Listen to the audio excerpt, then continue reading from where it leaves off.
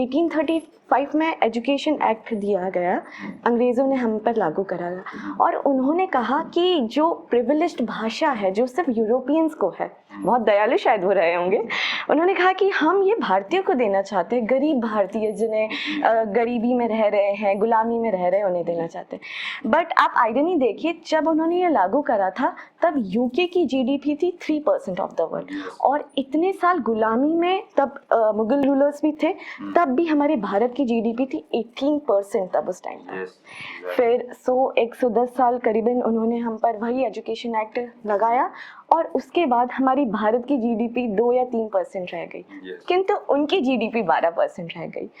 तो उन्होंने बड़ी ही शातिरता से इस तरह का करिकुलम हमारे ऊपर लाया जिससे स्किल्ड बच्चे ना पैदा हो, सिर्फ उन्हें इंफॉर्मेशन प्राप्त हो, वो क्वेश्चन भी है, आंसर भी है। हम सब ने शायद इसी तरीके से, अगर सीबीएसई में मोस्टली बच्चों ने पढ़ा है, क्वेश्चन करा, आंसर याद किया, आप स्किल नहीं, क्यूरियोसिटी उन्होंने वहीं पर बंद कर दी। आप बस उसे याद करिए, आपकी क्षमता ही, आपकी याद करने की क्षमता बताएगी कि आप कितने अच्छे हैं। किंतु गुरुकुल में बहुत अच्छे तरीके से हमें एक स्किल्ड पर्सन बनाया जाता था। मैं पढ़ रही थी गुरुकुल के बारे में, तो उन्होंने बताया कि कैसे, अगर मान लो एक समस्या, एक असाइनमेंट देना है, तो मान लो गुरुजी ने एक समस्या दे दी, अब वो बच्चा, हर बच्चे को अपने अपने तरीके से उस समस्या को सॉल्व करना है, आप कहेंगे, तो वो जितने तरीके के उत्तर ला सकता है, जितने विभिन्न प्रकार से वो सोच सकता है, किस हद तक उसकी उसमें वो अपनी मानसिक कैपेबिलिटी हम कहें, या फिर कितना अपना इंटेलेक्ट यूज़ करता है, उस हिसाब से मार्किंग की जाती थी। तो यह तो एक एग्जाम्पल हुआ। आप और बताइए कि कैसे फिर हमारे गुरुकुल में इतने स्किल्ड बच्चे हुआ करते थे, क्या इस तरीके से करिकुलम हुआ करता था?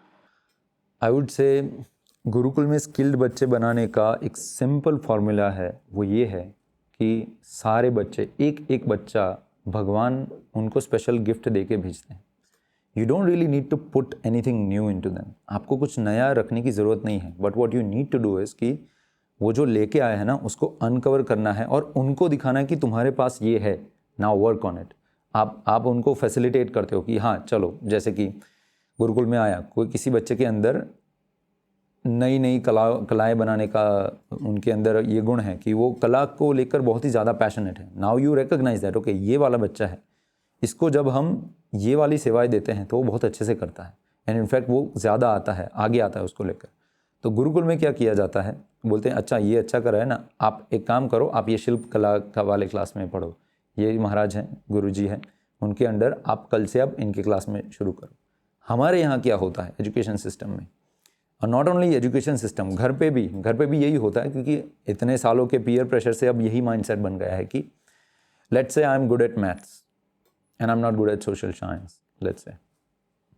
तो ऐसे समय में जब घर पर बोलते हैं कि दिखाओ आपका स्कोर कार्ड दिखाओ, हमने दिखाया, मैथ्स गुड, ये good, that good, social science में तेरे बहुत कम है, सब में 98 ये है वो है, वॉट एवर गुड मार्क्स आए हैं, और सोशल साइंस समाज शास्त्र के अंदर आपका सिर्फ 62 मार्क्स हैं। एक काम करो, इसका समाज शास्त्र का ट्यूशन लगवाओ। Wrong, what are you good at? Maths, इसका मैथ्स का ट्यूशन लगवाओ, he is already good at it, उसका इंटरेस्ट है उसमें, अच्छे से वो पढ़ाई पढ़ रहा है, उसको मज़ा आ रहा है उसके अंदर, उसका स्किल है, भगवान ने दिया है, सो यूज़ दैट। अब उसको आगे बढ़ाओ, वो कितना बड़ा गणितज्ञ बनेगा आप सोच लो। हमारे यहाँ क्या हो रहा है, इसका मैथ्स अच्छा है तो मैथ्स को छोड़ दो साइड में, वो तो है ही ना, इसके ऊपर ध्यान दो, समाज शास्त्र को करवाओ। रॉन्ग, यहीं पर हम, ये फंडामेंटल चीज़ें हैं ना जो, वहीं पर हम गलत हो रहे हैं।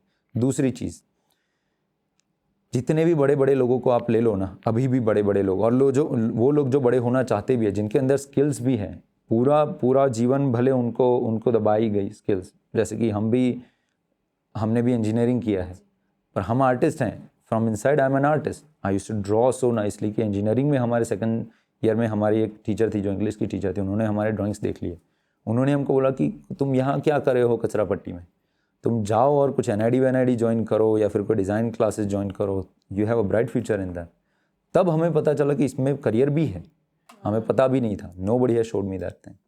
Anyway, that's another thing. But एक the slave mindset, yes, yes, yes. सिर्फ क्लैरिकल काम करे जान करके उन्होंने उस तरीके से कर दिया कि सिर्फ वो क्लैरिकल काम करे, जितना बताया जा रहा है उतना करे, Yes, ताकि yes. उनके काम में आ जाए। यस यस, क्योंकि डिसीजन मेकिंग भी वैसे ही होता है ना हमारे यहाँ। पैसे कहाँ दिख रहे हैं? देखा आजकल ना डॉक्टर्स बहुत ज़्यादा कमा रहे हैं, वो बनो। आजकल ना वो एडवोकेट्स ज़्यादा कमा रहे हैं, वो बनो। तो आप you make a single mind set which is around money and anywhere there is. जब कलयुग की शुरुआत हो रही थी तब जो हमारे महाराज थे, उनका नाम हम भूल गए, परीक्षित महाराज ने जब कलयुग का एंट्रेंस हुआ था तब कलयुग से पूछा था, कलयुग को मार रहे थे वो कि तू कैसे आया हमारे यहाँ, तेरा कोई स्थान नहीं है यहाँ पर, ठीक है। कलयुग एंटर ही हो रहा था भूमंडल पर, तो उन्होंने बोला कि तुम्हारा स्थान नहीं है यहाँ पर, ठीक है। वो उसका भागवतम के प्रथम कांटों में ही, प्रथम स्कंद में ही इसकी स्टोरी आती है, शुरुआत में ही आती है। तो वो बोल रहे हैं कि तुम यहाँ नहीं आ सकते जब तक मैं हूँ यहाँ पर इस जहाँ तक मेरा रूल चल रहा है तुम्हारा एंट्रेंस भी नहीं हो सकता, तुम पैर भी नहीं रख सकते। तो कलयुग ने बोला, कलयुग क्योंकि चपल है, वो ज़्यादा शातिर है। कलयुग by the way if you don't know, कलयुग कौन है? वो दुर्योधन का अवतार है। अच्छा, यस, एक्चुअली दुर्योधन वो कलयुग का अवतार है, पर वही हुआ बात, दोनों ही अवतारी हैं। तो उन्होंने बोला कि आप नहीं आ सकते यहाँ पर, यू मूव, जब तक मैं हूँ यहाँ पर नहीं रह सकता। तो कलयुग ने क्या किया, सीधा उनकी शरण में चला गया। अब क्षत्रिय का धर्म है कि जो शरण में आए उनकी रक्षा करनी होती है, तो उनके तुरंत उनके पैर भर गया। बोले कोई स्थान दे दो आपके यहाँ, आप जो जहाँ बोलोगे हम वहाँ रह लेंगे। उन्होंने 4 स्थान दिए वहाँ पर। एक जहाँ पर बहुत सारा धन है, फर्स्ट थिंग इज दैट। दूसरा जहाँ पर जुआ खिला जाता है। तीसरा जहाँ पर मांस खाया जाता है। और चौथा जहाँ पर मदिरा और ऑल काइंड्स ऑफ इंटॉक्सिकेशन, जितने भी नशे होते हैं, ये 4 जगहें दी। उन्होंने बोला आप ये 4 जगहें जहाँ पर भी मिले आप रह सकते हो। अब धन जो सबसे पहला उन्होंने बोला, धन का मतलब सोना, धन, सब हर जगह। तो वहीं से सारी शुरुआत हुई कि जिस क्षेत्र में आप धन डाल दोगे प्राइमरीली, वो क्षेत्र ऑटोमेटिकली करप्ट हो जाएगा। That is why gurukuls were always free, medicines were always free, न्याय was always free, and food was always free. These are the 4 basic, इसके बारे में हमने हमारे पुस्तक में भी बताया है।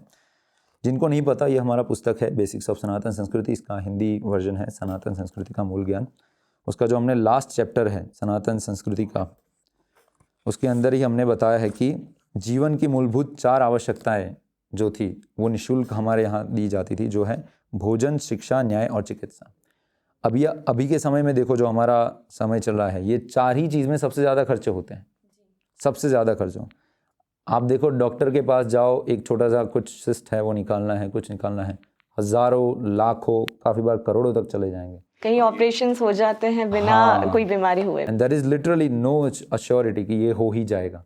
लोग करोड़ों खर्च के भी लोग मर जाते हैं, आपके भी परिवार में, या फिर आपने कहीं तो सोना ही होगा। ऐसा बहुत खर्चा हुआ, फिर भी क्या बोलते हैं, operation successful, patient dead, finally वही आकर रख जाता है। न्याय, जजमेंट, अभी यहाँ पर कहीं पर हमने ऐसे तो हमारे पास काफ़ी केसेस है, इसके तो एग्जांपल देने की भी आवश्यकता नहीं है। किसी लड़की के साथ रेप हुआ, किसी परिवार के साथ कोई करप्शन का कोई चार्ज लगा, या फिर किसी ने ऐसे ही कुछ भी कर दिया, you go to court, how much time does it take to give you judgement, proper judgement? Years. जब तक वो जो बलात्कारी है उसके भी बेटे बच्चे सब हो जाता है, तब तक तो उसको न्याय नहीं मिलता है। फिर 10, 12, 15 साल डेट के बाद डेट, तारीख के बाद तारीख मिलती जाती है, और अंत में बोलते थे चलो अभी सेटल कर लो, आप 10,000 दे दो और अब जाओ। इस लड़की की पूरा जीवन बिगड़ गया, पर इन्होंने 15 साल के बाद भी 10,000 का उसको फाइन डालकर भेज दिया। So this is the currently ये हमारा न्याय का सिस्टम है। उसमें भी ना ही सिर्फ समय, लाखों करोड़ों इन्होंने खर्चे हैं, वकील लेना है, ये है वो है, कितनी सारी चीज़ें होती है, समय बिगाड़ना। हमारे समय में क्या था, न्याय कैसे दिया जाता था? आप जाओ राजा के कोर्ट में, जाओ बोलो कि मेरे साथ ये हुआ है और मुझे ये चाहिए, तभी के तभी जितने भी मंत्री है सभी के साथ मंत्रणा होगी। 1 दिन में इंस्टेंट न्याय, तुरंत ही। कुछ भी हुआ है, दोनों पक्ष को बुलाओ, हमारे सामने बोलो, ऋषि मुनि बैठे होंगे, सब अपने धर्म के हिसाब से क्लियरली जज कर देंगे कि आपने ये किया है, इसको ये लगेगा, इसको ये लगेगा, इसको ये लगेगा, सबको तुरंत ही न्याय मिल जाता था। हमारे यहाँ फ्री था, अभी देखिए क्या है। तीसरा है शिक्षा, गुरुकुल। पढ़ाई में लोग, there are things called education loans. आपको लोन लेना पड़ता है, आपको most of the middle class people, yes most of the middle class people, उनको क्या करना पड़ता है, मतलब ये हिंदी में क्या कहते हैं इस जब पैसे लेते हैं हम लोगों से, उधार लेते हैं, पर वो हो जाता है ना, कर्जा हो जाए। लोग कर्जा लेते हैं पढ़ने के लिए। पढ़ने के बाद भी ज़रूरी नहीं है कि आपको नौकरी मिलेगी या फिर कुछ, सिर्फ आपके पास डिग्री आ जाएगी, which is not necessarily 100% useful. So this is what we are currently standing on. Pressure and everything, and there is countless policy problems on our education system. तो हम पूरा दिन लेक्चर दे सकते हैं इसके ऊपर, पर हमारे पास समय कम है तो हम इतना नहीं देंगे। बट सत्य ये है कि, और भोजन हमारे यहाँ कभी भी, उस समय हमारा यही कल्चर हुआ करता था कि जो इंसान गृहस्थ है, वो गृहस्थ जब खुद भोजन लेना, उससे पहले बाहर आकर ज़ोर से आवाज़ लगाता था कि यदि कोई भूखा है तो आ जाइए, हम भोजन लेने जा रहे हैं। मतलब कि मैं फिनिश करूँ उससे पहले मैं आपको, कोई भूखा है तो आ जाओ, हम खिला देंगे आपको, फिर हम खाएंगे। ये घर के वडील होते थे, जो प्राइम पर्सन, जो पिलर रहते थे, उनका कल्चर रहता था। ये हमारा सनातन कल्चर है, तो कोई भी भूखा नहीं रहता था। इसीलिए जब हमारे जो मेगास्थनीज थे, ग्रीक है या फिर कहीं से आए थे, 1000 साल पहले की बात है, 1200 साल पहले की, वो जब आए थे भारत की ब्रेथ्स एंड लेंथ्स पूरा का पूरा घूमे थे। उन्होंने पूरा पुस्तक लिखा था, मेगास्थनीज ने पूरा हिस्ट्री लिखा था। उसको देखने के बाद, उसको पढ़ने के बाद विदेशी लोग आए कि ऐसा देश हो भी सकता है, मतलब how is this even possible कि गरीब से गरीब लोग सोने की थाली में खाते हैं। How is this even possible कि मतलब जो गरीब से गरीब है वो सबसे ज़्यादा इंटेलेक्चुअल क्लास है। ब्राह्मणों का यह कहा जाता है ना कि भाई ब्राह्मण हमेशा गरीब रहते हैं, वो वॉलंटरीली गरीब रहते हैं, उनका भिक्षा मांग कर ही उनको खाना होता है। सो जो गरीब से गरीब लोग हैं वो सबसे ज़्यादा इंटेलेक्चुअल है।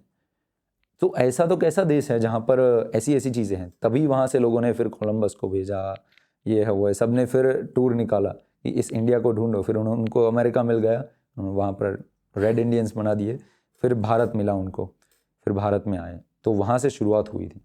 सो इतना जो हमारा अच्छा देश था, जो सोने की चिड़िया थी, संपूर्ण रूप से इन्हीं प्रिंसिपल्स से बनी थी। और उन्हीं प्रिंसिपल्स को वापस हमारे भारत में लाना होगा, तभी जाकर हम पुनः हमारा वैदिक संस्कृति के आधार पर भारत को पुनः सोने की चिड़िया बना सकते हैं। That is the goal of project golden bird. The first step is gurukuls.